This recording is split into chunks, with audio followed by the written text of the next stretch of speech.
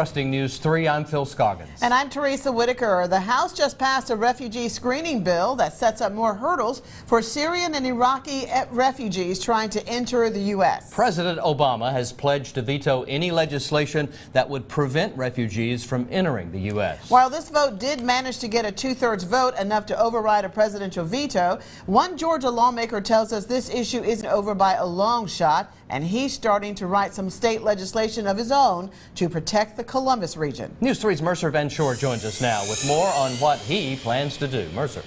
Phil and Teresa, Georgia State Senator Josh McCoon says that he worked really hard this week to make sure that Georgia was one of those 31 states pledging to temporarily close its borders to those Syrian refugees. McCoon says he's already working on plans to make sure that his constituents here in the Columbus area are safe because, in his opinion, the current vetting process that the president is vowing to keep in place is a failure. Continuing with the current policy is madness. I think it's lunacy. Republican Georgia State Senator Josh McCoon wants to temporarily suspend America's vetting process for the Syrian refugees because he says it's broken.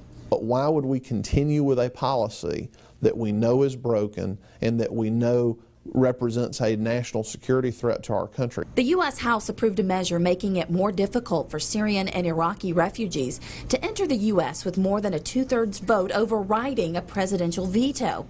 But McCoon says this back and forth by the House and the president isn't over by a long shot. He says he's already working on his own legislation that he'll present to the state legislature this January to protect his constituents. First thing he says, if the refugees come to Georgia, they would have to register with law enforcement. They need to know where they live. They need to be able to conduct whatever background checks they deem necessary. McCoon also says he plans to draft legislation that would terminate state funding for any refugee. We can also say no state funds are going to be expended on refugee resettlement in this state. McCoon believes if the president doesn't temporarily halt this program, it could be devastating to our country and potentially the Columbus area that includes Fort Benning. Innocent Americans are going to be killed by someone that came in through this program.